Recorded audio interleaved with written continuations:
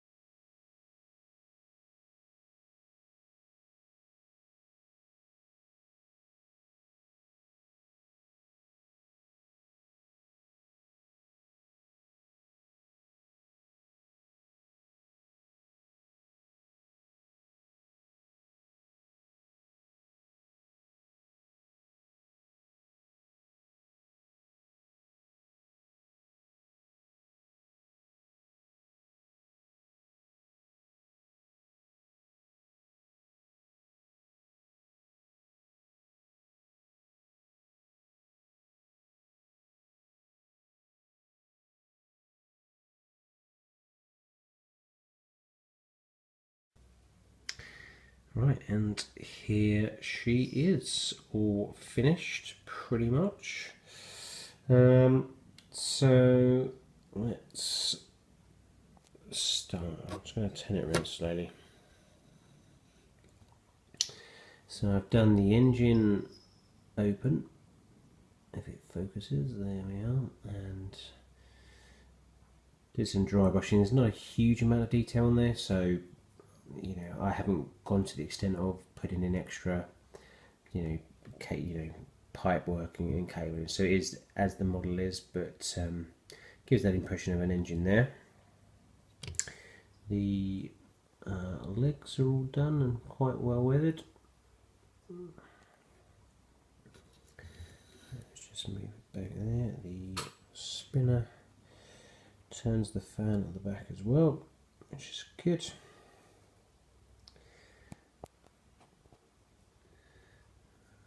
The main cockpit with a window. Let's just see if I can get that to focus. Great. Right. That's the other landing gear there. All in all, this was a really nice build. Really good detail. I'll go into in a second. Let's do a bird's eye view. So this is the camo. Make it a bit closer. Try and show you the. That's better. So you can see the weathering I've done on there to make it look dirty. All the pattern lines are filled up nicely with dirt as well, so they give a nice dark effect. The engine cowlings I managed to get nice and dirty on there. The actual camo is actually a joy to do. Difficult, once you've done all the masking. It was quite a challenge, and I've learned a lot from it. I did find that I did have where I'd done the lines, I did have like almost a step, which in some places I had managed to sand down, smooth down, which gave a much better result. So I'll do that next if I have to do another one like that. There's the cockpit. I don't know how much you'll be able to see inside. You can see the seat belts. Excuse the finger.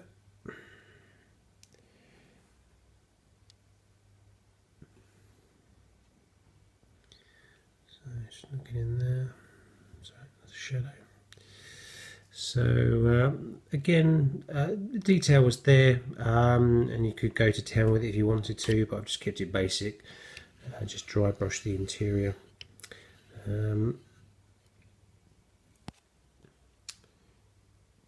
Let's turn this over so you can see. So there we are. Let's get your focus. So there's the the Bombay. And the bombs have come out really well actually. Really happy with these. So I gave them sort of a chipping effect. Same for the actual Bombay doors.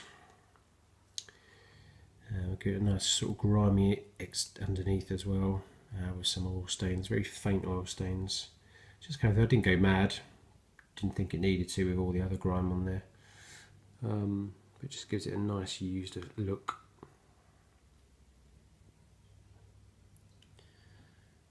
Again, the undercarriage, wheel wells there.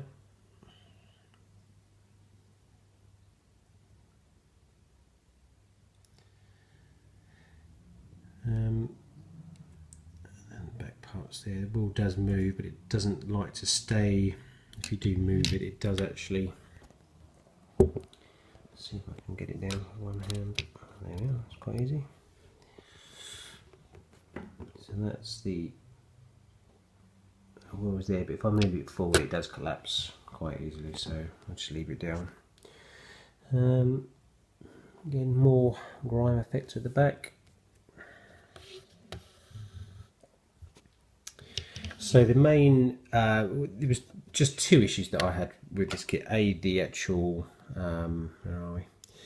The wing roots, because there was 1, 2, 3, 4 places. The wings actually rocked, so you had to either make a decision where you filled at the top or underneath. Can't remember what I did in the end, but I just filled one side so that I think I did the bottom. So it kept it nice and uniform on the top. The instructions, there was a mistake in them. They gave you a different colour call out for the actual wheels, and I didn't even clock, and I think I'd painted it the olive colour, and then when it came to just before I actually assembled, I'd realised that because I'd done the actual underneath this sort of sky blue, it only then dawned on me, so I had to then repaint them, which was a pain. But you know, it overcome easily enough. But it was just a mistake in the actual instructions themselves, which I didn't really think about until I'd actually done it. So never mind.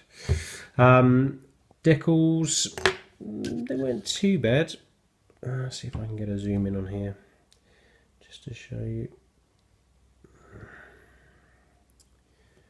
No, I don't think I can see, but they've stuck down in places. They have gone through.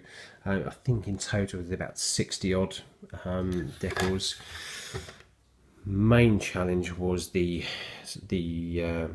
red sort of do not stand decal. It came in, I think two pieces in the end, but I did actually cut it to make it a better shape to handle, so it wasn't too bad. I have had a problem with the actual matte coat finish from Humbro, that it has built up.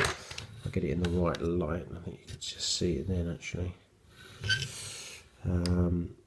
It has called almost like a watermark, where it's just the excess is built up, pulled and then dried, and it's left almost like a puddle mark. So that's happened there, and at the back as well on the stabilisers. I don't think you can see it there, but all in all, really happy with this kit. It looks great. It's an unusual shape,